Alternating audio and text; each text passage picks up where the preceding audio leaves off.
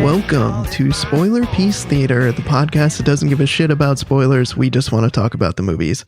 My name is Evan Crean. I'm co-chair of the Boston Online Film Critics Association and co-author of your 80s movie guide to better living. My name is Megan Kearns. I'm a contributor to Edge Media Network, and I too am a member of the Boston Online Film Critics Association. My name's Dave Riedel. I write for some places, and I'm a member of the Boston Online Film Critics Association.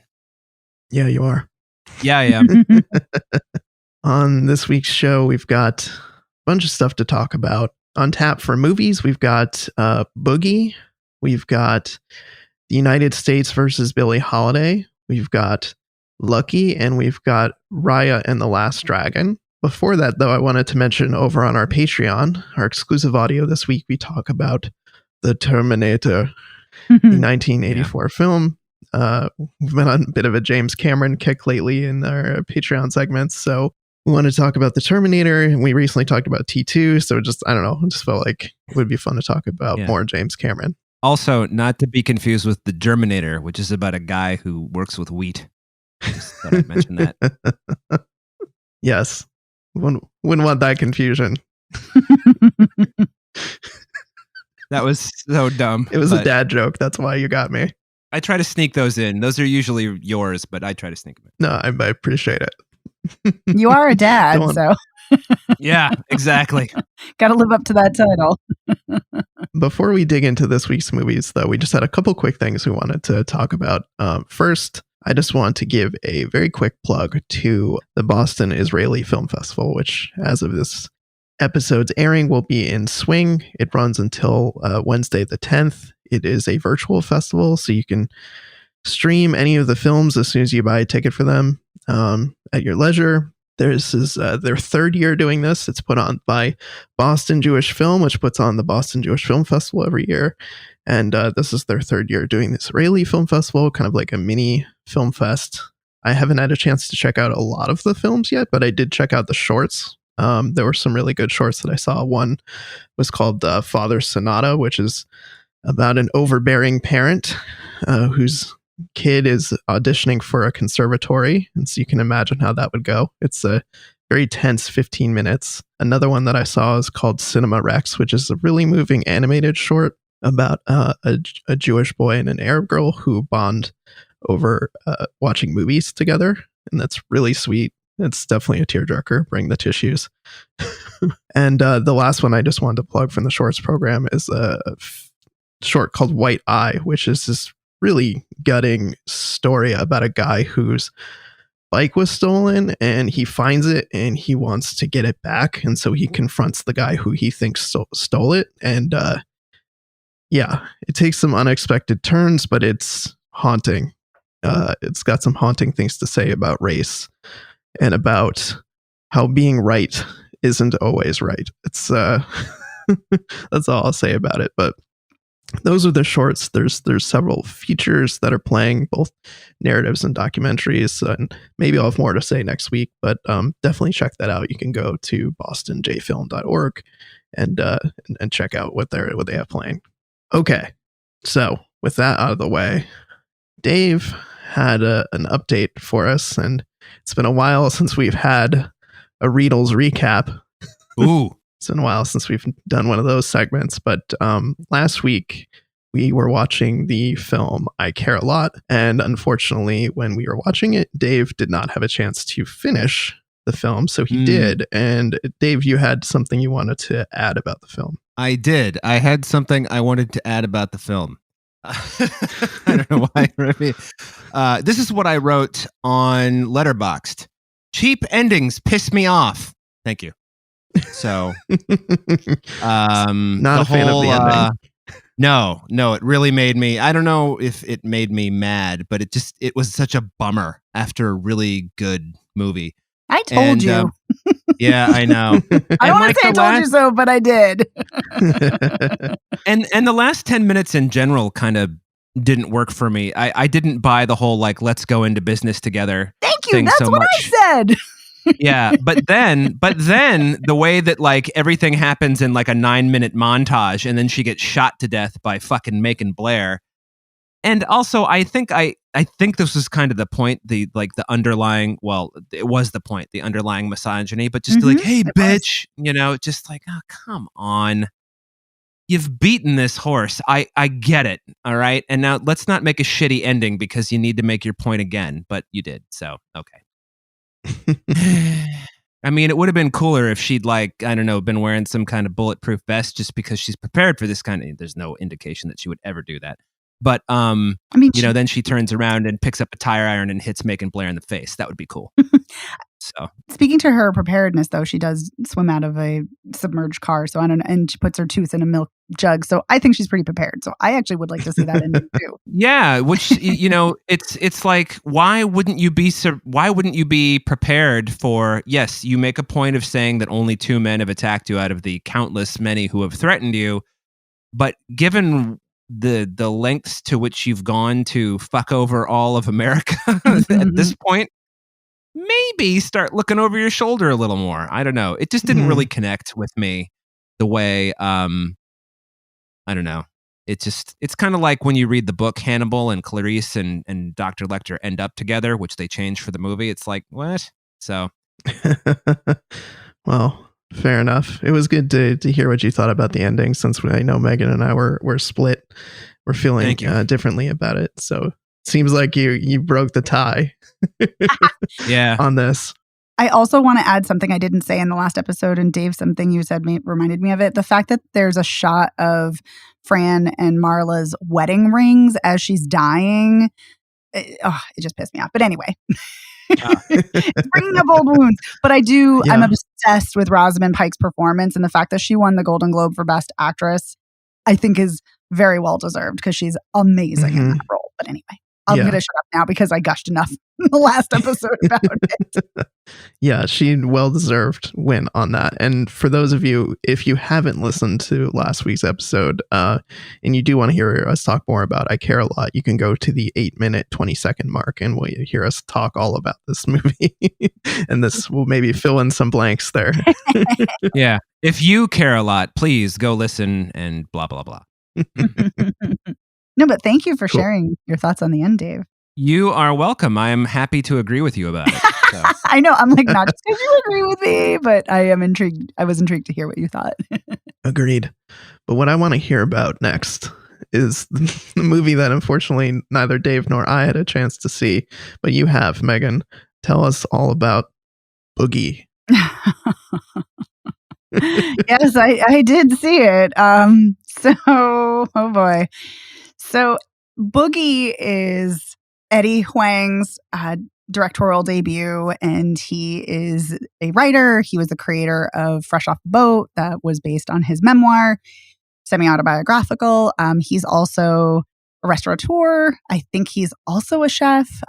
He also was a lawyer. Like, he's kind of done like a ton of different career paths. And this film is a coming-of-age film about a Taiwanese-American teen and his family, and it stars Taylor Takahashi as Boogie. And he is a basketball player, and he's a really good basketball player, and he's looking to get a scholarship into college because his family is struggling financially. Like, his father has somewhat recently gotten out of prison, and his father and his mother are not, able to pay for his way to college. So a scholarship is the way he will be able to get there. But the problem is that he's got a really shitty attitude. And so it's about that. It's about him falling in love. It's about his time in class, in this English literature class, his friendship. And I did not like this at all. This, for me, was a very uneven film. There is a lot of sexism and sexist attitudes about women. A lot of the objectifying male gaze, like right in the first 8 minutes of the film, you see the camera lingering on a Black woman who is one of his classmates, this girl, Eleanor, who he ends up getting into a relationship with. And she's really the only interesting character in the film. And because she loves animals and she talks about dolphins with scars on them, like she loves to read. And like she's just kind of the actress who plays her, I believe her name is Taylor Page. She does a really good job. Mm-hmm. But the camera in the beginning, when he sees her in the gym in school, she's like doing the thing with her weights, like her legs are moving, so her legs are spreading open, and the camera's like zooming in, and it's really gross. And I'm like, okay, I get that he's, a horny teen and this is what it's doing. Okay. But then he goes up to her and she's like, you have a staring problem. And so she's right to call him out. And he's like, you have a pretty vagina. And I'm like, oh my God, what the fuck is this movie doing?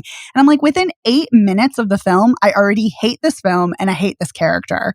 And I was like, but okay, maybe it'll get better. No, it never does. It never gets better. The guy is obnoxious as fuck. He's shitty to his basketball coach, who is really nice and played by the guy, never can remember his name, but he plays Herc on The Wire, and he's great, and I love him. Oh, yeah. Dominic Limbaugh's BB. Yes. And, and the coach is, telling him, like, because he transferred schools so he could play at this school, but it's a really shitty team. And the coach is like telling him like, okay, pass the ball. And he's like not passing the ball. And he's like, listen, we didn't ask you to come here. You just came here so you could get a scholarship or hope for one. And he's like, you need me. Your team sucks. And he's like, you can't say that. Like, and he's like, your team is all shitty people. And he's like, you can't say that. And like, so he's just super obnoxious. And I mean, to the film's credit, I guess. No, I was going to say, I take that back. He was like, it's not like, oh, he has to learn a lesson. But no, by the end of the movie, he kind of does, because in the game, he's like incorporating other people. So, of course, it's that. But there's just, he fights with his mother. He doesn't really fight with his father, but his father is violent and threatens his mother all the time. So his father's a douche too. And it's just, and then there's this subplot where he and Eleanor have sex for the first time, and he's really self-conscious about his body. You're seeing some vulnerability there. So, okay, that's fine, whatever. But then his rival, this other guy who is a basketball player at this other school, he's like harassing Boogie on the bus, and he's like, hey, ask Juicy how she is. And he's like, who are you talking about? And he's like, you know who, it's Eleanor. And so then he freaks out because Eleanor was previously with this guy that's his enemy and rival. And then the scene from that cuts, and the next scene, it's playing this song about women cheating. And I'm like, what the fuck? And then he accuses Eleanor of lying to him. And she's like, I never lied to you. I just didn't tell you about my past. And she doesn't have to tell him jack shit about her past. And it's just obnoxious. And I just did not care for it at all. None of the characters did I find interesting or compelling. And that's the thing. Like, you don't have to like characters in a film. They don't have to be likable. They don't have to be good people. They can be ruthless and villainous and awful, but they have to at least be compelling or interesting or charismatic or something. Mm-hmm. I didn't find that at all. I do like that we see a coming of age story about a Taiwanese American teen.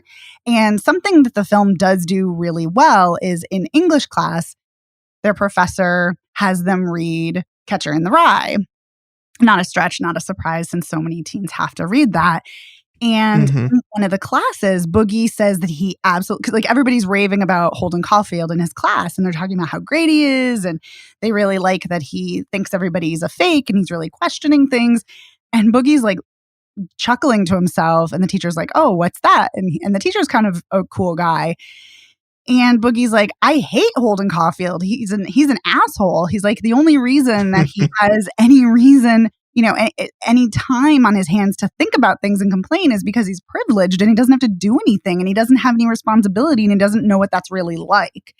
And in another scene, kind of kicking off of that or preceding that, I can't remember if it comes before or after, he's talking to his best friend about how he can't relate to any of the characters in any of these books, these coming of age Bildungsroman stories, because he doesn't see himself, because he's not privileged. He, is from a really, financially struggling family, and he's, from an immigrant family, and Yeah, so that is really, really well done. The fact that it speaks to the importance of representation in art and how it is important that we see ourselves and, what happens when we don't see ourselves and how interesting it is when there are different perspectives questioning canon material. So I think that's done really well. But to be fair, I hate basketball. So the basketball I despise. That didn't resonate, huh? No. And this was, I didn't like the dialogue. I didn't like much of the acting. I didn't like the characters. Fair enough. Oh, and the one last thing I will say is that I think part of the reason that there may be problems with the portrayal of sexist attitudes in the film is because Eddie Huang has also had some problems and has been called out for his sexism towards women and specifically against Black women and his misogynoir. And when he's been called out on social media for that, the person who is, I'm not sure if she's a woman or a non-binary person, but I believe she uses female pronouns and I believe she's a femme, but I could be mistaken. But he questioned that and pushed back on that. And he thought that she was flirting with him and he asked her out. And it was just like wildly inappropriate and creepy to do that when someone's like, dude, you're being, an asshole. And then he completely is just awful and creepy to her. So I'm like, I wonder if that's why there's so many sexist attitudes in this film. Could be. I don't know maybe much not. about Maybe Eddie it's just Huang. Awful. Who knows? Could also be the case. We'll try our best not to play armchair psychiatrist. But that's so much fun. I know it is. Okay then. Well, it sounds like Boogie is a Nazi. Okay. Yeah, I have no desire to see. I had no desire to see it before, and I have no desire to see it now. So, thanks, Megan, for reaffirming my pre-existing prejudice against Boogie. So, it's just because you know what? I don't give a shit about basketball coming of age stories either. So I just, I don't follow basketball. I grew up with basketball, so I think because I'm from Indiana, so I think that's why I reject it. Mm-hmm. Also, I don't play it very well. So. Fair enough. Well, so then let's move on to the Hulu film, The United States versus Billie Holiday. Let's talk about that. Okay. Oh, wow. Ooh. It wasn't that bad. I don't want guns blazing. Yeah, I don't want to shit all over. I was just being flip, but Lee Daniels, why do you do this to me? Why do you have a movie that has so many good ideas and bury them beneath so many shitty ideas and inconsistent tone and weird melodrama and just it's good looking though. It's a good looking movie. So this film is about the life and career of Billie Holiday, the famous musician. Yeah. It's directed by Lee Daniels, as Dave just mentioned. It's written by Susan Laurie Parks. Sorry, the hyphen threw me off for a second there. It's based on a book by Johann Harvey. I'm going to say yes. And there's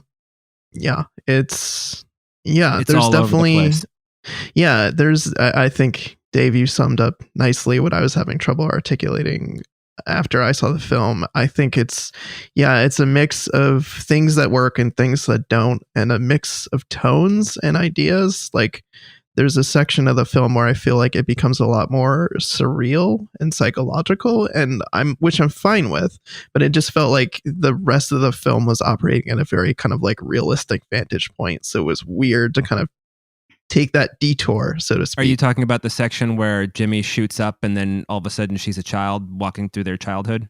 Is that what you mean? Yes. Okay. Mm-hmm.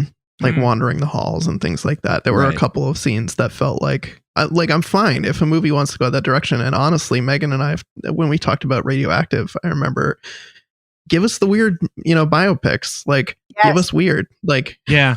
I like weird biopics. The weirder, the better. Yeah. Yeah. But be able to pull it off. Don't do the one with Ethan Hawke. Tesla. Do Tesla. Don't do Tesla. Which this veers. I wouldn't say this veers. It's so much better than Tesla. But it has that weird, just spinning into weirdness, and I don't know. Which, hey, I'm all for that. But I mean, Billie Holiday is such a kind of fascinating person, and her life story is just so tragic. I mean, you can kind of, in my opinion, tell kind of a straight story, and it's probably interesting enough to get you through. I don't know. What do you guys? Well, what do you guys think? Yeah. I'm sorry. I was just going to say Lee Daniels did say that this is not a biopic. I mean, take that for what you will. I mean, this is not based on a biopic. It's based on, True. a book that looks at the collection of stories about various people who were targeted by the feds because of drugs. So maybe that's why he wanted to go in a weird direction. And I actually didn't mind that scene that you guys are talking about. I think that's one of the rare times that the film worked better. I'm going to break in. I didn't say I minded it. I just said it was tonally such a shift. Yeah, no, it is. I'm saying I don't think that's a detraction of the film. But I do agree that the film is wildly uneven aside from that. Like, it flits from one person in her life to another, with people sometimes disappearing without explanation and you just never see them again. Like, I'm thinking of Tallulah Bankhead. We see her being, interrogated by Anslinger and never see her again. And in real life, Tallulah Bankhead did distance herself from Billie Holiday, but Billie Holiday wrote to her and tried to find out what happened. So anyway, it just feels weird that there's no, I don't know, not that we need everything spelled out, but it happens a lot with a lot of characters, with a lot of her husbands. I didn't realize she'd been married 3 times, even after watching the film. And I was like, wait, somebody just disappeared. Oh, wait, now she's married. It just feels very convoluted. And it is important to see. I think this story is really, really important. The fact that the FBI targeted her, and it's a story we've seen in Judas and the Black Messiah. Not that we've covered it on the show. It's a story that's in MLK FBI, the documentary that we've covered. This is important. But to me, it's really bothersome how much of the film focuses on her relationships with abusive men. And not that it should shy away from that, because from what I've read about her, she did have relationships with abusive men. Especially her last husband was extremely abusive. And there's something really creepy to me and unsettling that in the way she's framed as being drawn to abusive men, based on the fact that she's broken, and the fact that I cannot think of their name, but her stylist in the film, they are the ones telling Fletcher about how she was raped as a kid. And I'm like, well, that's just creepy. That's not, that's not their story to tell. It's her story to tell. Right. And, and the fact that this is a fabricated conversation. Why are you framing it this way? This is not a documentary. Why are you framing it this way? And it just made me uncomfortable that it feels like it centers the sensationalism of the abuse and the violence rather than centering her. And why do we see things from Fletcher's perspective so often? And I love Trevante. Is it Rhodes? Why can I not? Yeah, Trevante Rhodes. Thank you. I love him. He's great. He's a wonderful actor. But why are we seeing his perspective so often rather than Billie Holiday's? And there is a way to do it effectively, to see an icon's life told through someone else's perspective, like in Shirley or in A Beautiful Day in the Neighborhood. And those films do it so well, looking at the themes of someone's life rather than being strictly and specifically about that person's life, but still telling their story in a unique way. But this isn't doing that. Yeah. To your point, Megan, about the other people's perspectives, I had the same problem with this that I had with, now, of course, the movie is making me blank. Oh, Judas and the Black Messiah. I just mentioned it. The Lakeith Stanfield character, who's the FBI informant, is so much less compelling than Fred Hampton. Yes. But Fred Hampton was a person, an important person. And he's only in a third of that movie. And I kind of feel the same way. It's who fucking cares about Jimmy Fletcher? He fucked her over, and it's let's learn about Billie Holiday. She's the fascinating person. Right. Right. He's just a fucking guy who got fucked over by his boss, I mean, it's deeper than that, but not really. I think we should give a little bit more background to the plot summary for people who haven't seen it, that Jimmy Fletcher is the FBI agent played by Trevante Rhodes, and he ingratiates himself early with Billie Holiday and then betrays her and plants drugs on her, or arrests her for drugs, and continues to be a figure in her life, but he's still working for the FBI, and he's supposed to be, keeping an eye on her and providing information and finding ways for the FBI to basically catch her with drugs so they can keep arresting her and charging her, and just harassing her so that, she is not able to sing Strange Fruit, which is this incredible song about, violence against Black people and lynchings. And so that's the kind of like broader picture that we've been kind of talking around. Sorry. I just felt like that context was needed. No, that's actually important. No, it's especially important with Strange Fruit. Yeah. And I think that the more compelling story is the harassment of, a strong but vulnerable Black woman by a white narc who was also an addict himself, by the way, Anslinger, played by Garrett Hedlund, and not very well, I might add. He's also too young, way too young. He's way too fucking young. Like when I knew that Anslinger was older because I know about this story a little bit, but to see the footage of JFK giving him an award at the end, like real life footage, and he's an old man, and it's only like 4 years because JFK died in 1963, so it could only be like 3 or 4 years after the story ends, because Billie Holiday died in 1959. So it's really disappointing. But yeah, just the kind of persecution of Black artists or Black people generally by white people in authority. I appreciated the one scene where it's a room full of white men and Garrett Hedlund's talking about how they got to take her down, and it's really hard to hear the N-word thrown around that much, but it might have been even worse in real life. But just fuck Jimmy Fletcher. Let me see like Billie Holiday. Let me see her being persecuted instead of being seen through the lens of all these men. And also watching her get the shit kicked out of her so many times, that was rough, man. Yeah. I mean, I'm not saying we shouldn't see that because it's, a fact of her existence, but oh my God. I mean, how many times does she get beat up in this movie by her husband? Mm-hmm. Oh my God. Well, that's the whole thing I was saying about, you're 100% right. And that's when I was saying about centering the sensationalism of it. Sure. Yeah. And also the fact that we see her having sex and rough sex so often, but we never see any kind of consent or anything is also really disturbing because, again, it is not out of the realm of possibility. There are plenty of people who like BDSM. There are plenty of people who like rough sex, some of whom are abuse survivors, many of whom are not. So that's fine to incorporate if you do it accurately or effectively, but yeah, no, it's conflating the two. It's conflating violence and sex, and that's highly problematic. So yeah, I agree. I agree with you, Dave.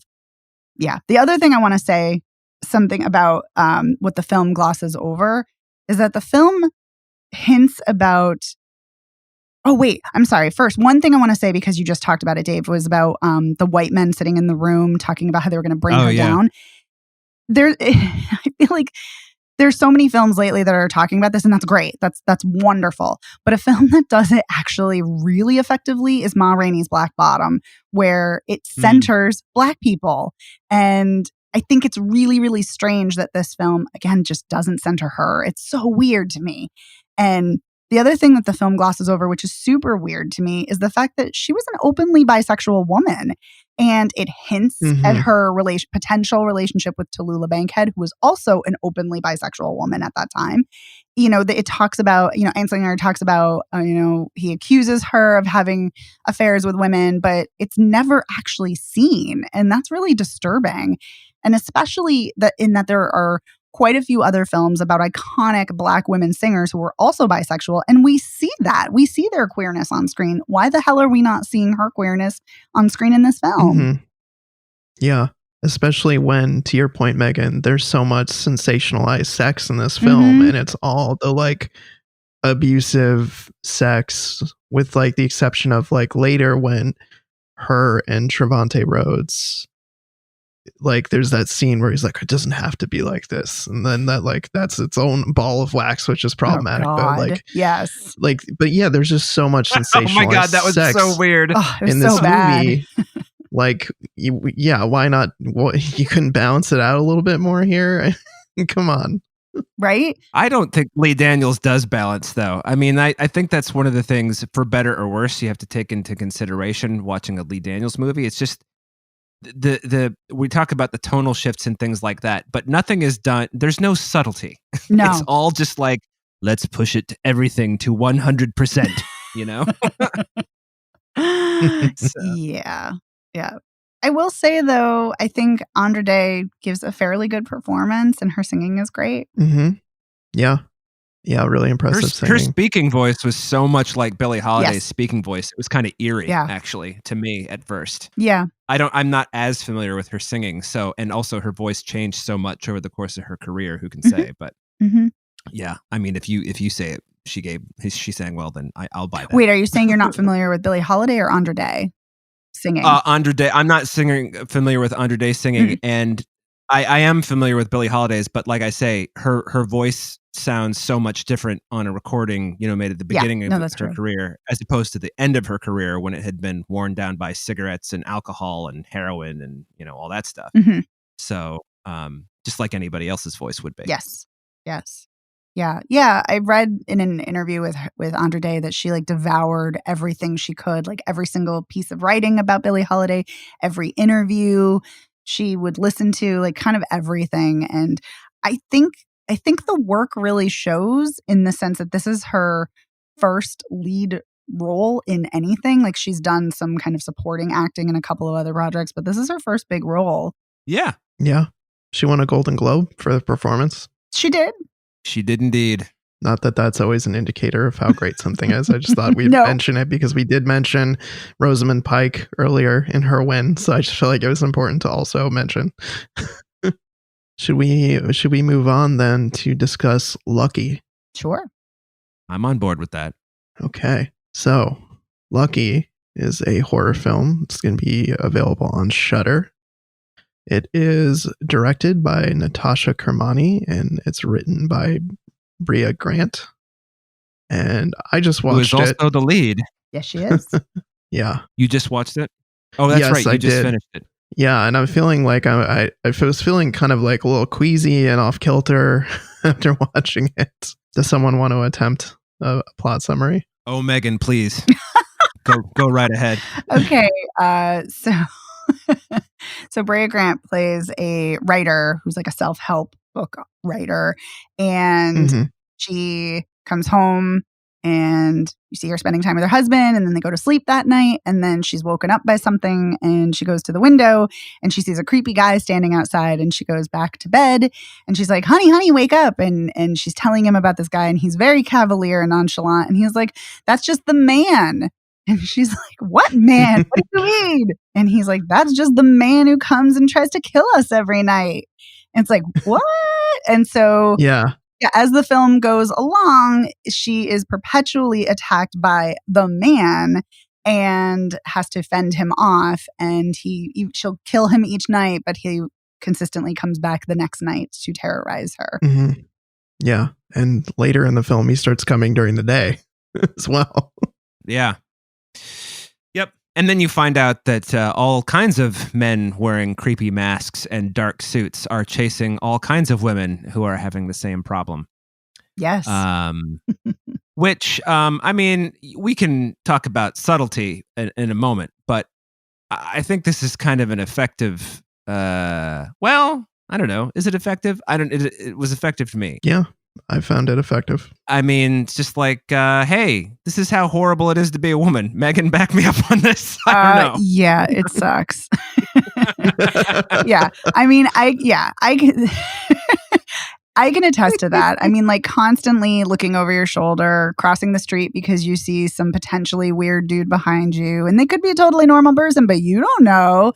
Having to walk with your keys in your hand so you can use it as a weapon. Looking under your car in a parking garage or a parking lot before you get in the car. All of these things are, I cannot be alone in this. And many of my women friends have told me they're also been taught this, and media teaches us this, and other people teach us this. This is what you have to do. You constantly have to be on guard. You constantly have to be alert. And it's true, sadly. I mean, considering how much, sexism, misogyny, abuse there is towards women, it's horrible. So yeah, it pretty much, it's allegory nails it, I think. Yeah. I mean, and we mention it, but she's like, whoa, okay, what the hell is going on? This is happening every night. So then they call the cops And she continues to call the cops each time it happens. And, the people who show up, the cops, and then eventually the social workers, they gaslight her and make her feel like she's out of her mind. And this is clearly happening. There's pools of blood. There's all kinds of things that, like, every time she kills the guy, he immediately disappears. So there's no body. But, like, that's part of they show up and they're like, oh, well, there's nobody here. And she just keeps calling. So clearly, like, something must be wrong with her. And so they're just really patronizing and they gaslight her. And it's the way they show that is just, it's incredibly effective in that there's all these moments where people make what they think are innocuous comments to her, but they don't realize how patronizing and how gaslighting they are. Like, even I think one of the first instances, the cop is like, oh, you hit him with a golf club? Well, mace is more effective. You should keep mace. You should have mace around. Just do that. It's like, and then this keeps happening and the police show up and they file a report, but they don't really do much of anything. And even when they're there, like later in the film, there's a cop parked outside. The guy has disappeared by the time the cop runs in there. So it just looks like, she made it up. Yeah. And the fact that they keep telling her she has to be vigilant and, why aren't you at home and why aren't you worried about your nephew? Yeah, it absolutely hammers home that point that, society and people are constantly trying to tell you what to do to keep yourself safe. And it's ridiculous and very gaslighting. I wanted to get into the gaslighting, just the things that people say to her, just how many men, and I think every man in this movie, except maybe her agent, who says something else horrible to her. That she's lucky. Yes, exactly. He says, you're so lucky. And she's like, no, I'm not. I fucking worked my ass off and blah, blah, I spent 2 years on this book and did all this. And then he's like, hey, thanks for setting me straight. And he doesn't mean it at all. But I've heard all kinds of people say that. It's like, no, I'm not lucky. But I feel like it probably happens to women a lot more. I don't know, though, not being a woman. But the thing that struck me was how every man tells her to calm down. Yeah. It's like everyone tells her to calm down. And her husband even leaves her at one point because and she's not even being, I don't think, even remotely irrational or doing anything that somebody who's just been attacked wouldn't do. He's like, I can't talk to you when you're like this. I have to go. And she's like, what do you mean? Yeah. And it's right in the beginning of the movie. And he abandons her very early. Yeah. We should say that Ted, her husband, is a complete fucking douchebag from the beginning. Oh, yeah. Like, when she goes home after she's had that crummy meeting with her agent about how her book's not selling very well, she's sitting on the sofa with Ted and they're having some ice cream and watching TV. I didn't realize it was her husband. I thought it was just some guy that she had just started seeing because it seems like they don't know each other at all. And it's because he's a douche. Yeah. So he's not listening. He's not paying attention to, and that's a theme throughout the movie is that people are not really listening, like actively listening. What? And thank you. Nice. I turned into my dad for a moment there. Yeah. But it's true. Throughout the film, people are not really listening and assimilating the information. They're just engaging with it on a surface level. And her husband is such a prime example of that and how he treats everything with this situation so matter-of-factly. And he doesn't have a grasp of how it affects her emotionally. And it's just like, it's super frustrating to watch. I think the film escalates effectively, as the man starts showing up more and more and more, and she starts to feel like she's like losing more and more sleep and more at her wit's end of like not being able to like get a handle on why this is happening or how to stop it. I think that escalates effectively until we get to the point later on that Dave mentioned where she realizes that like she's not alone in this. Yeah, before we talk about that scene, because I love that scene and I definitely want to talk about it, I want to, something that you guys had mentioned, so I want to hold on to that thread for a moment about how her husband said she's being too emotional and how she's told that throughout the film. There was a lecture that I went to virtually about how women and men are pitted against each other, which is frustrating because it ignores non-binary people, but how women and men are pitted against each other, the dichotomy of the rational man and the emotional woman.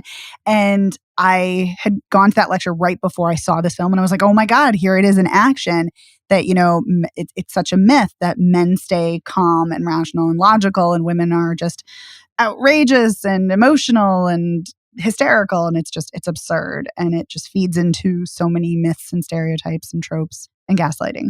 But yes, I want to talk about that amazing parking garage scene because, oh my God, I love it so much. So let's dig in. Yeah.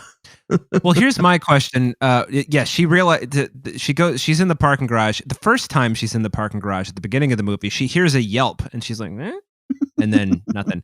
And then an hour later or even longer, we're back there and the killer who's been stalking her shows up there. Does he show up there first or she sees somebody else she sees her Someone assistant else. or her PR person. Edie. Yeah, her PR person being chased by a dude and they subdue him. And then they get chased by another dude and subdue him. And then there's just all of these women in the parking garage being chased by different weird masked men wearing the same suit. And that's when... But the women are all beating the shit out of the men. They're fighting back. It's not just that they're being chased, which is great. Right. That's important. Yes. But then here's my question. Edie eventually does get killed, sadly. Yes. But is she dead or is because the movie is like, is she dead? We don't know. I mean, I don't know. Yeah. I don't know. It's kind of like, is the sister-in-law dead? I don't know. We don't know. Yeah. Well, yeah. The thing that's fascinating about it is like, there's clearly like when the man is there and she kills him, like there's blood, there's broken windows, there's like physical evidence of him being there, even though his body isn't physically there. And so, I think that definitely raises the question of like, is she actually dead? Because we don't know. The movie doesn't answer that question, but I think that parking garage scene is incredibly effective because Edie gets help from May, the main character, and she's like, well, all these other women are being attacked. Like, we should go help them too. And May is like, I can't. I can't help everybody. And it's like, after Edie's killed, she flees and she, runs past several women who are being attacked and kind of like keeps going. And I thought that was just such an incredible scene because it's so, I don't know. It knocked me on my ass. The idea that she's like, well, I can't help everybody here, but it's still so tragic to see someone take that attitude, even if it is out of self-preservation of like, I can't help everybody. I need to preserve I need to preserve myself, but it sucks seeing her not help all those women who are being attacked.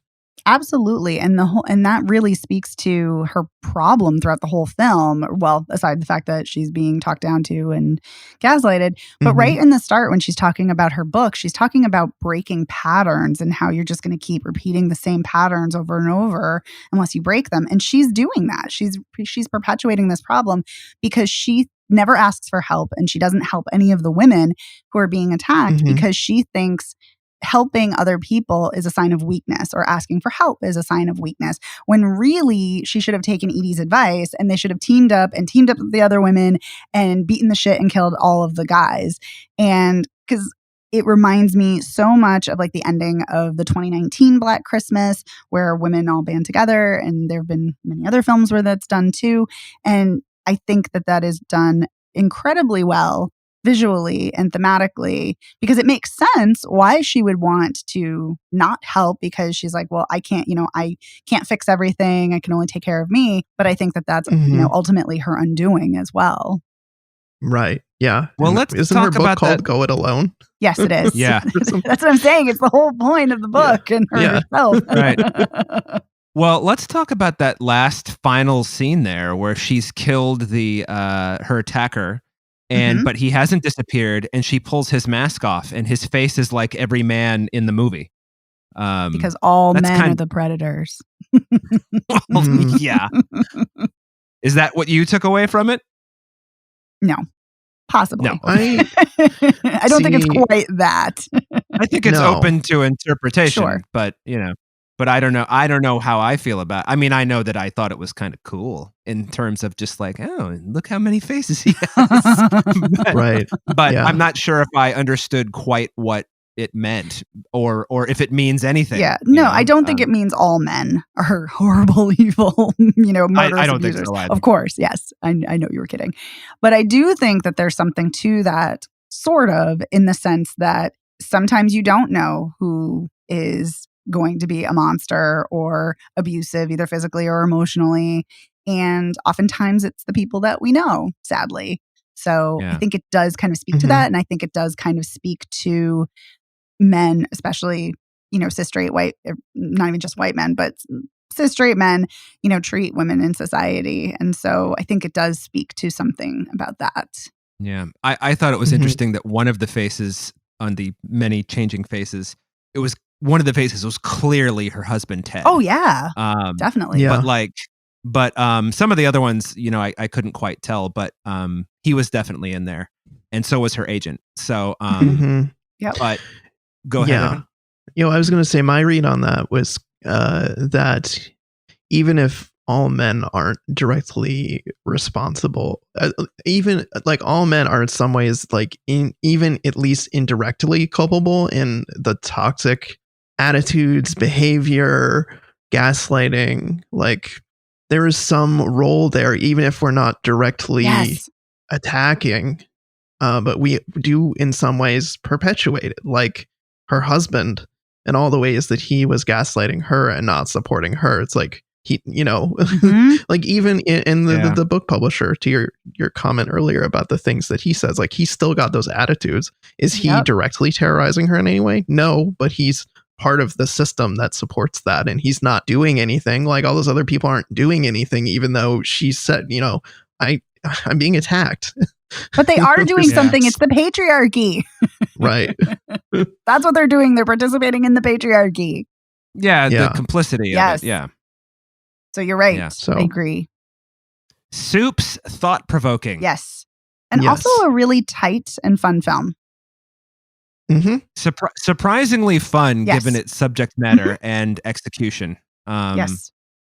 And I appreciated how at the beginning it was just, I don't want to use the phrase slow burn because it wasn't a slow burn, but like at the beginning you're like, this is supposed to be a horror movie. What the fuck is going on? And then when Ted's like, and I had forgotten, Megan, that you told us ages ago that this is the movie where her husband's just like, oh, that's the guy trying to kill us. And then when he said that, I was like, oh, right. Yes. And then I was like, well, let's just strap in, shall we? Yeah, exactly. Same. Yeah, I have to say I had just as much fun watching this a second time as I did the first time. So that's good. Sign of a good flick. It is, yeah. Yeah. Yes. Loved this movie. Thought it was fantastic. I'm still going to be thinking about it for a while. Also a good sign. But I think we should move on to our last film. It's definitely a good sign. Good feminist messages, good film, fun times. So I think we should move on to our last movie, which is Raya and the Last Dragon. Yeah, not to be confused with Barry Gordy's The Last Dragon. Oh, God, let's not talk about that film. I'm just saying. I don't think anyone's going to confuse this for that. Wouldn't it be amazing if someone did, though? They were searching on like their Roku and they're like, I don't remember what it's called, The Last Dragon. And it's like, The Last Dragon is available on Prime Video. And you click that and then it's just some weird 80s movie. About Kung Fu. Right. This is not that. This is a Disney animated film. Oh my God. There's so many directors on IMDb. No, there's just two. Well, just two directors. There's two and then two co-directors. There's 8 writers, which is common in animated movies. I should mention that, by the way. That's funny because only 2 directors I believe are credited in the actual film. In the film. Yeah. Yeah. There's Don Hall and Carlos Lopez Estrada are the two I remember seeing in the film. I feel like I saw co-directors in there too, right after them, but maybe I'm wrong. Or maybe you're right. I just don't remember seeing them. But anyway. Yes. This is Disney animated film, and oh my God, the plot summary. I'm just nervous about missing something. It takes place in a mythical world where dragons were once ubiquitous in the world, and there was a blight that came on the land. These creatures are called the Droon. They're like a shadow creature that turned everybody to stone, and they came because like humans were like fighting with each other and there was disorder. And the dragons rallied together, and specifically one dragon, Zizu was her name, created this like energy, this magic that pushed the Droon away, and everyone who was turned to stone turned back. But unfortunately, none of the dragons came back. They were all turned to stone. And so this is 500 years later now, where we meet Raya and her father, who is Benja. And since this like great event, like the society is like all split off into their own different orders named after different parts of the dragon. They've all been kind of like vying for this magic that Ryan, her father, and their family has guarded over this time. And he has this idea of like wanting to restore order and unity among the people. They call it Kumandra. And so he summons all of them there to her home, which is called Heart. He summons all the other like groups. There's Tail, Talon, Fang, Spine, and then her home is Heart. And so he summons them all there.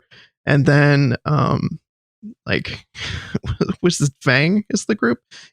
They kind of ingratiate themselves. The daughter of the leader of Fang ingratiates herself with Raya, and then they end up. Raya takes her to show her the magic. What do we call it? Crystal, Dragon Stone, I believe. Dragon Stone, or and then Gem, everyone. I can't remember. Yeah, so then everyone descends. All the other groups descend on this like temple where it's guarded, and then they break it apart, and then the Droon comes back, and so people flee and turn to stone, and then the world has become a scattered place, even more so than it was before. Raya's father, Benja, is turned to stone, and she's kind of, he pushes her off this bridge because the Droon can't go in the water, and then it's like 6 years later, and it's this like apocalyptic wasteland, and we find out that Raya's been searching for Zissou the dragon and hoping to find her so that she can kind of restore order again and rally everybody together. I was bummed out when Daniel Day Kim turned to stone. Just gonna throw that out. But spoiler alert, he comes back. Well, yes, everyone comes back. Yes, thankfully, this is not true Disney fashion where, you know, we're killing off the parents early in the film. It's like, okay, we know he's turned to stone, but we know this is a reversible condition. So that really helped me in the beginning of this movie. But she doesn't have a mom, very much in Disney fashion. Yes. Right. Very true. Just very true. We got to have at least one dead parent, right? Mm-hmm. You can't get away scot-free without it. Did they even mention her mother? I don't even remember. No, they just say her dad's a single parent and Namari's mom is a single parent. And I'm just going to break in here while I have the mic and say there are two co-directors. One of the co-writers, John Ripa, and then someone named Paul Briggs. Thank you. I was actually going to say you were right, so there you go. So, hey, Kelly Tran. Kelly Marie Tran. Kelly Marie Tran, yes. So, take that, Last Jedi fucking hater people. Meh. Okay. Yeah. Well, you know how she got so much fucking horrible, racist, sexist, misogynist shit. Yeah, of course I know. It's just kind of, you know, if you have any ounce of human compassion, it's nice to see her in a lead role and hopefully not be terrorized for it. So that's all I'm saying. Here's hoping. Yeah, it was satisfying to see Kelly Marie Tran actually get to play the lead in something, and a really great part and a really great story. I know I really enjoyed this movie. I had a blast watching it, and I think there's something kind of important about seeing a movie about trusting people right now. Even though people are flawed, I don't know, it's a really complicated thing to think about when we've been living through a pandemic where a lot of people really can't be trusted to do the right thing. But boy, is it hard to trust them. That is true. So I think this is an unintentionally really timely story about trust and about unity. And I wish more people would assimilate the unity part so that we could trust them. Well, unfortunately, Evan, people are dicks. So, but I mean, I like that this movie, it doesn't shy away from that. It talks about trust and the importance of trust and knowing that people are flawed and they're going to make mistakes. And like, we know we can't just throw the baby out with the bathwater. People are going to make mistakes, but it doesn't mean because they make mistakes, they always have bad intentions or they're bad people. And I think that is an important message to think about as we navigate a pandemic and try to come back from it. And also just let's throw this in tangentially, admitting you're wrong about things, which Namari sort of does by being the beacon of trust at the end of the movie after she's fucked everybody over for the entire 95 minutes that preceded it. taking Zisu's lesson with her, of trust. Mhm. Oh, by the way, when the little boy, who's kind of a douchey character, but when the What? little boy's like, yeah, he kind He's of. not a douche. Captain He's awesome. Boone? No. He's not douchey like he's a dude. He's just like, he's just kind of. He's a good, fast talking, crazy little kid. He's adorable. Oh, yeah. I dug Well, that. I was very sad when he held on to Raya? Raya's leg and Yes. turned to stone. I was like, oh no. And then I realized they were all going to, and I was like, no. Listen, I'm here for Captain Boone. I am here 1000% for Con Baby Noi. Yeah. Oh, Con baby. Con Baby. I was Love like, Con baby. there's a con. And by the way, when she sees the baby, I was like, don't do it. That's a con. Don't do it. Yeah. But then when people start calling her Con Baby, I was like, yes, I'm here for this. I love it. Yeah. So I have to say, I have to jump in. I've waited too long. I'm sorry. I can't wait any longer.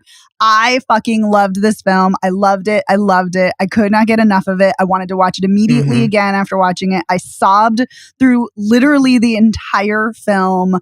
I love that this is a post-apocalyptic fantasy film. We do not see enough post-apocalyptic fantasy films. Usually they're sci-fi, which I love that too. Yeah. I cannot recall Disney or Pixar. Oh, that's not true. I cannot recall Disney doing. Oh, no, that's not true. No, that is a post-apocalyptic film. And so I'm here for them doing it. I love that they form a team. They form a fellowship like in Lord of the Rings. And I am so here for that because when she teams up with Captain Boone after she gets Sisu and, Tuk Tuk is with her, I was like, oh, it would be great if there were more people. It would be great if there were more people and animals with her. And there are, because so often in Disney, you see 2 humans and maybe an animal. And that's about it. And Princess and the Frog is an exception to that because it's a slightly larger group. And I was like, I want to see a larger group of people coming together and working together. And that's what we get. And oh my God, I loved it. I loved the great voice acting. Kelly Mary Tran is great, as is everybody else in the film. Awkwafina. Love it. Everybody was great. Gorgeous animation, absolutely breathtaking in its color and its shadows and its water. Oh, yeah, it's a really beautiful movie. It really is. And it's worth noting that it isn't like you were just saying. It's not a Pixar movie. It's it's Disney animation. But it looks every bit as good in a Pixar movie. What the fuck is wrong with me? It looks every bit as good as a Pixar movie, but it definitely has a different look from a Pixar movie. Right. So. Speaking of that, I also love that in some of the storytelling, we see kind of comic style. We see different kinds of styles of animation, like when she's telling when she's giving the prologue, like in the prologue, she's giving the story about the past. Like, I really like that. Yeah. Same. It was. Yeah, I mean, I don't know if it's because animated movies don't work for me the same way that they work for you guys, but I really liked this a lot, but I was not moved quite as much as you both were. Although when Raya started coming across the other characters that like led to the team building, like the one dude whose name I can't remember who was alone. Tong. Yeah, I loved that guy. Yeah, he's great. And I can't remember the name of the voiceover actor who played him, Benedict but Wong. Wong. He's been in 8 million things. Like you've seen him 400 times and everything. I love that Evan, you and I are in unison. We're like echoing each other. Yeah, I know. Well, we both love this movie. We have the same level of enthusiasm for it. Con Baby was great. I loved Sandra Oh, Always. even though I wish she'd been in it more. Me too. And whoever played Mario, whose name I can't recall, she was Gemma great, Chan. I love Gemma Chan. She's great. So, I mean, I think the acting in particular was super top notch. And I think that Awkwafina struck, I always feel like she has a tendency to overdo it or underdo it. But she really hit all the marks in this in a really great way. It's kind of, her performance wasn't similar to her performance in the one where her grandmother is dying and they don't want to tell her. What's that movie called? The Farewell. But it was as good as that. You know what I mean? Right. Yeah, So, and we should mention that Awkwafina plays Sisu, who is the last dragon that's referenced in the last title. Dragon. And I also like this cracked me up having taught college before. When she tells the story about, well, you know how there's the kid who is part of the group and doesn't do as much as the group, but gets the same grade as the rest of the group because they were just in the group. That's me. And I was just like, that's awesome. I know that kid.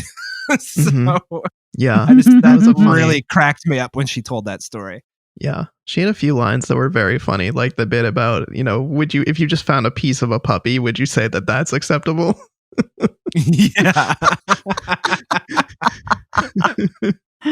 Right. Yeah. I love this movie. But I too. also, it's so good. But I also love, speaking about that, Dave, I love that that's paralleled at the end with Namari when Sisu is talking about how the trust that her brothers and sisters gave her, that she could do it, then she could actually do anything because of that love and faith and trust. And Raya and the others give that to Namari. So she's able to, fix the world essentially. And I just, I love that. And it was It's also, so nice. it was also interesting to me that Namari's first instinct was to run away and protect herself. And then she didn't. In the end, she went back down and was like, no, I'm going to save everyone because I can't let everyone die. Team. Mm-hmm.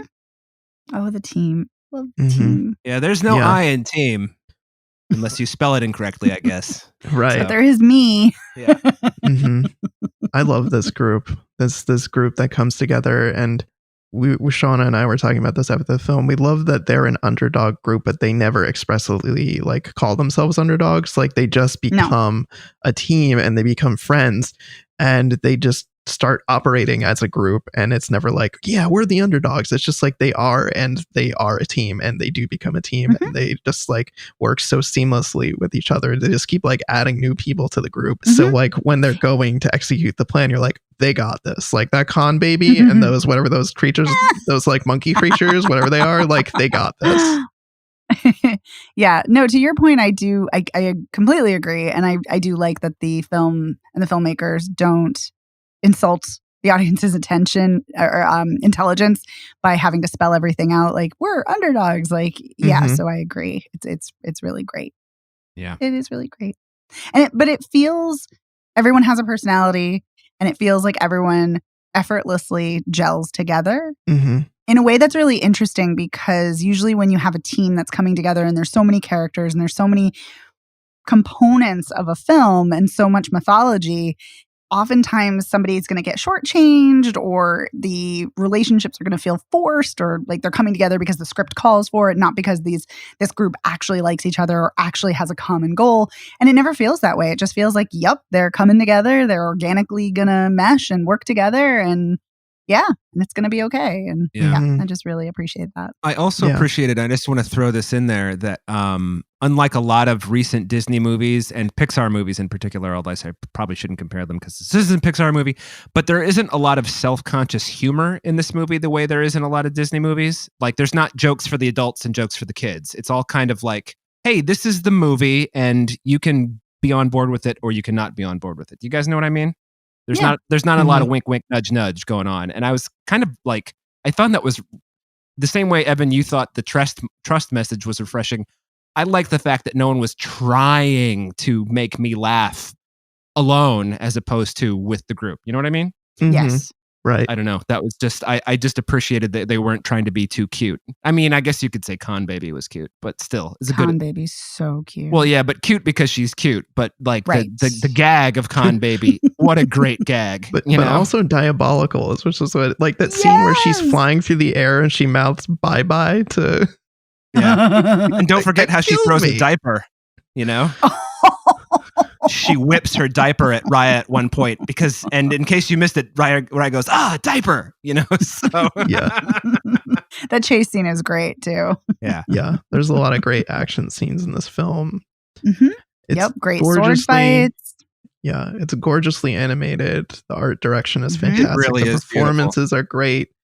It's just all around just such a fantastic movie. I think maybe at times it can be a smidge heavy-handed with the whole trust and needing to learn to trust people. That Sisu is always pushing Raya to learn to trust people, because she's learned that trusting people is bad because of everything that happened when she was a kid and everything that's happened since. I think it's a smidge heavy-handed in places, but I still really like it, and I think it's an important message. And it really comes together at the end of that scene we were talking about, where they're all together, they're holding the crystals, and they know they need to combine them, which means that one by one they'll each be turned to stone. And when they embrace each other as they do that, it's so moving and heartwarming. And yeah, there's definitely a lot of waterworks going on in this movie, especially toward the end. But also sad too. Sad that Yeah. you don't know what's going to happen and you lose control and you don't know if, like, what if Namari hadn't been able to do it? Not because she's an asshole and ran away and ditched everybody, but what if she just couldn't have done it, you know? So yeah, that it really was a leap of faith. And yeah, all the feels. By the way, I knew one of you and I thought it was going to be you, Evan. So I'm so glad that I know you guys well enough. I had a feeling one of you was going to mention the heavy-handedness of trust. And we both did. Haha. Yeah. Wait, did you? I don't remember you saying that. I said the trust message was a little too much for me, but I knew it. I knew one of you, and I thought maybe both of you. And my response at the ready was going to be, "You're right, but I don't care." Yeah, same. It didn't it's affect so well my done. enjoyment. I just don't care. Yeah, no, but it's a fair criticism. Yeah. Speaking of criticisms, my one criticism is, and this is not from myself because. Not that I couldn't have this criticism myself, but as a white person, this is not from me. But I've read many critics who are of Southeast Asian descent, Southeast Asian American film critics have complained about the lack of Southeast Asian representation in this film. So it's a fair criticism. Oh, as opposed to like East Asian? Like actors playing actors. Yes, as if like Southeast Asian and East Asian are interchangeable. Right. So, yeah. Okay. Yeah. I like that this is an Asian cast, but I didn't realize that, the nuance to that, I could understand that. Oh, yeah. I mean, yeah, because just like Africa is not, a monolith. Asia's, of course, certainly not. But yeah, this is Kunandra and the film are inspired by the cultures of Laos and Thailand and Vietnam and Myanmar, Malaysia, Indonesia, the Philippines, Cambodia. So yeah, so it's not inspired by like China, Japan, South Korea. So it's fair that people, would be bothered that the entire cast is not from Southeast Asia or of Southeast Asian descent. Mm-hmm. But can we agree at least that if we're going to have a white performer, it's fun to have Alan Tudyk play Tuk Tuk, the armadillo, the adorable armadillo in this film. Yeah. I mean, his finest role, as far as I'm concerned, is still Steve the Pirate. But Tuk Tuk is. I don't know who Steve the Pirate is. Sorry. What's that? Is it Dodgeball? Is that what it's called? Yeah, it's Dodgeball. Yeah. Oh, never saw it. Pass. I mean, I don't know if it's worth seeing, but like he plays a guy who thinks he's a pirate. So it's just. I was going to say his finest role is in 28 Days or in Firefly, but he's great really in everything. And I'm never mad that he's around, especially as a voice actor, because his voice is so great and malleable. Oh my God. And he played. So cute. Yeah, he played the racist Phillies manager in 42. I always forget that because it's so different from what he usually does. Really? And he's so good in that fucking horrible part. Yeah. Mm-hmm. Yes. One thing I wanted to potentially talk about was Megan. Mm-hmm. The kind of the queer energy going on in this movie, especially between Namari I know. and Raya here. I feel like that's kind of shortchanged a little bit in the plot. Namari is completely coded queer with her asymmetrical hairstyle, shaved on the side. Mm-hmm. That is queer coding 101. So yes. And they definitely have a flirtatious energy, and with Raya holding her hand. Not that people who are platonic friends can't hold hands, of course, and that's certainly not what I'm implying or saying. But yes, I definitely got some lovely queer vibes. Namari very much reminded me of Catra and She-Ra in the best possible way. Yeah, Shauna said that too when we were watching. She's like, basically, she's Catra. I mean, her group of people, her clan of people ride giant angry cats. Exactly. I love it. Yeah, no, she's totally Catra. Somebody is a She-Ra fan. I don't know who, but someone who worked on the film. I'm just saying. Yeah. Yes, but no, I'm really glad you brought up the queerness and the queer coding, because I immediately saw that. I was like, oh my God, Namari's queer. Maybe they're going to be a queer couple. Yeah. They have that energy, but they stop short of like a kiss or any like more tangible like indicators of that relationship. Yeah, Disney isn't there yet. I wish they were, but They haven't gotten there yet, unfortunately. Nope. So I keep having to ship Disney characters. And in my mind, like Elsa is, a queer queen. And yes, Raya and Namari can be a queer couple too. Why not? Awesome. Was there anything else we wanted to mention while we're talking about Raya and the Last Dragon? Oh my God, just that this film is amazing. Yes. It's so good. I love it so much. Definitely worth seeing, even if you're not an animation type peep like I am. Yeah, we need to talk about that. I don't understand. Well, I don't know. We can talk about it. Animation's not a genre, so I don't understand. I don't think it's not specifically about animation. It's more about the quality of lots of animation. And we'll how have to dig in. And how a lot of studios treat us like we're dumb because it's animation. That's all. Oh, speaking of that, I'm actually really glad you said that, because that reminds me of something that I had forgotten to put in my notes, but it was something I noticed while watching this. Another film that this totally reminded me of, aside from, well, it's not that it's a film, but Katra and She-Ra, this also very much reminded me of Studio Ghibli's Nausicaa and the Valley of the Wind, which is one of my absolute favorite animated films of all time. And it's so good. And it's also about environmentalism. It also has to deal with some trust issues. And yes. And the fact that she's riding a creature that it's kind of an armadillo, but also kind of a bug, because I read that Tuk Tuk is actually a pill bug. But anyway. I need to check that one out. That's or possibly a pangolin, which is similar in the fact that they can roll into a ball like pill bugs. But anyway, it just reminded me of Nausicaa, which is great. So nice. Noted. Anyway. Yeah, that's on my list to check out, since HBO Max has all the Ghibli films in there. It's like, definitely got to see that. Yes. Okay, so let's do a quick recap. At the top of the show, I mentioned you should check out the Boston Israeli Film Festival. Their shorts program, which I talked about, was great, and they have other awesome films that are playing there. We talked about Dave's thoughts on I Care a Lot, and Megan talked about Boogie, which she does not recommend. Oh, thanks for speaking for me. But yes, no, I'm joking.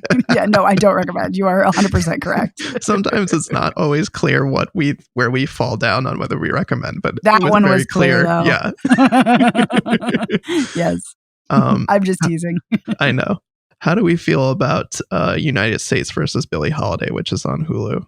Oh, I gotta say, actually, I'd say skip it, frankly. Which kind of pains me to say, but yeah, I would say probably skip it too, except for Andra Day's performance. So if you want to see that performance, we watch it. But otherwise, I would say skip it. Yeah, I'm sad to say I fall into the same camp as well. I think it's too much of a mixed bag, and it's for me too long of a movie to say that you should watch for being such a mixed bag. Because there were just parts where I was like, ugh. That's true too. It's 2 hours and 10 minutes long, which is worth noting. Yeah, that's a long. Yeah, it's long. So it sounds like we would all recommend Lucky. Yep. Yes. Yep. You can catch that on Shudder. And it sounds like we would all recommend Raya and the Last Dragon, which is going to be available on Disney Plus. I don't know. Is it coming out in theaters? I have no idea. I don't know. It is. It's coming out in theaters. It's coming out in theaters. It's also going to be on Disney Plus, but it's not free on Disney Plus. You have to get the premiere access and pay for it. Boo. Important. Yeah. But this movie is really good, and I think it's going to be a hit. I think it's going to be a big hit when people see it, because it's really fucking good. Alrighty. So this has been another episode of Spoiler Piece Theater. We want to say a huge thank you to our editor, Otto Clamor. Otto, thank you for making us sound awesome. Thanks, Otto. Week in and week out. Thanks, Otto. You can find the show anywhere you can get podcasts. You can also find us on our website, which is spoilerpiece.com. We're all over social media. We are Spoiler Piece Theater on Facebook. We're at Spoiler Piece on Twitter, Instagram, Letterboxd, and TikTok. So check us out in any or all of those places. If you want to get in touch with us, there's a couple ways you can do that. You can email us, spoilerpiece@gmail.com, or you can give us a call at 862-21-PIECE. Send us an email, leave us a message. We'd love to hear from you. We always enjoy hearing from listeners. Tell us we're wrong about something. You can tell us we're right about something. You can just say hi. It doesn't matter to us. We just want to hear from you. It's always good to hear from listeners. If you like the show, please rate and review us on your podcast platform of choice. You can also go to ratethispodcast.com/spoilerpiece, and that will take you to some places you can rate and review us. And if you really, really like the show, please join our Patreon. On this week's exclusive audio, we are talking about the 1984 film The Terminator. And you can go to patreon.com/spoilerpiece and toss us a couple bucks each month, and you can get exclusive audio. You can vote in polls. There's a bunch of stuff that you can do there, and definitely check that out. We also want to say thank you to our patrons. Yes, we want to give a huge thank you to Bill Scahan, Bob Chipman, Charles Nash, Chris Wilkinson, Davida Margolin, Deirdre Crimmins, Christopher Jensen, Max Coville, Mike, Lord of the Sith, Rory Glynn, Sean Pensionar, Shauna Harris, Shelley M. McCaskill, Shona Glasgow, and Zach Pigeon. Thanks so much, patrons. You're the best. Thanks, you. Patrons, and thank you, listeners. We really appreciate it. Yes, you're also the best. My name is Evan Crean. I am co-chair of the Boston Online Film Critics Association and co-author of your 80s Movie Guide to Better Living.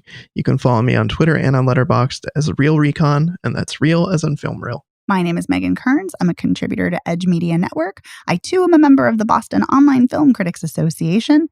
You can follow me on Twitter at OpinionSWorld and on Instagram and Letterboxd at The OpinionS. And I'm Dave Riedel. I write about movies for some places, and I'm a member of the Boston Online Film Critics Association. And you can follow me on the tweets, the grams, and the Letterboxd as Dave Sees Movies.